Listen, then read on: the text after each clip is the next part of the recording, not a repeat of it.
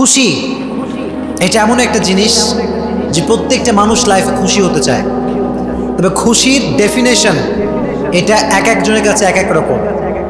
কারো কাছে খুশির মানদণ্ড হচ্ছে টাকা, আবার কারো কাছে খুশির মানদণ্ড হচ্ছে বাড়ি, কারো কাছে ধন, কারো কাছে সম্পদ, কারো কাছে বিবি, তো কারো কাছে সুন্দরী নারী। এক একজনের ডেফিনেশন এক এক রকম। তো খুশির মাপকাঠি এক একজনের কাছে এক এক রকম।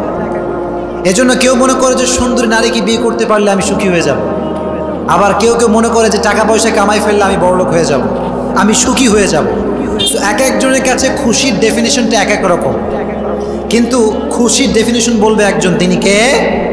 জীবনে সুখী হওয়ার বিভিন্ন ওয়ে আমাদের কাছে আছে, সায়েন্টিফিক ওয়ে আছে, মানুষের মন গড়া লজিক আছে, এক একজনের কাছে এক এক রকম ডেফিনেশন আছে। কিন্তু প্রকৃতপক্ষে খুশি হওয়ার সাজেশন দিবে আমাদেরকে একজন, তিনি কে? আল্লাহ বললেন খুশি হওয়ার প্রথম কাজ হচ্ছে আলা বিযিকরিল্লাহি তাতমাইন্নুল কুলুব।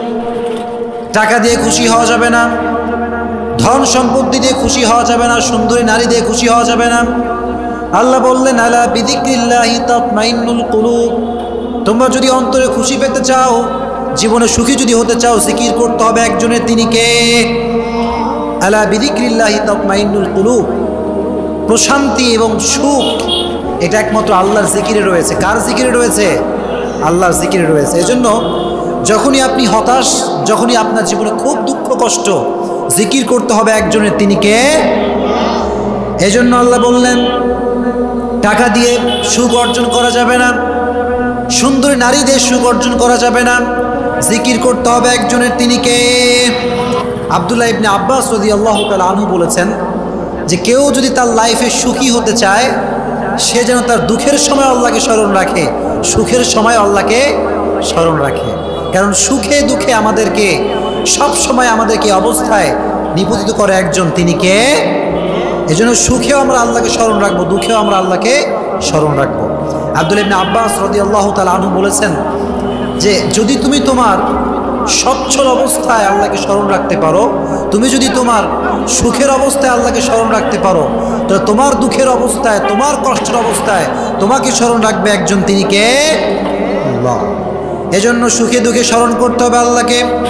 আল্লাহ বললেন টাকা দিয়ে সুখ অর্জন করা যাবে না, পয়সা দিয়ে সুখ অর্জন করা যাবে না, আল্লাহ জিকিরে সুখ রেখে দিয়েছে একজন, তিনি কে? 2 নাম্বার, জীবনে যদি সুখী হতে চান, লোকের থেকে আশা করা ছেড়ে দেন। মানুষের থেকে কিছু আশা করা যাবে। অনেকে খালি লোকের কাছে আশা করে যে আমাকে অমুকে এটা দিবে, অমুকে সেটা দিবে, এত আশা মানুষের ভিতরে কাজ করে। কিন্তু যেই ব্যক্তি মানুষের থেকে কিছু আশা করে, সে জীবনে কখনো সুখী হতে পারে। কারণ পৃথিবীর কেউ কিছু দিতে পারে না, দিতে পারে একজন, তিনি কে?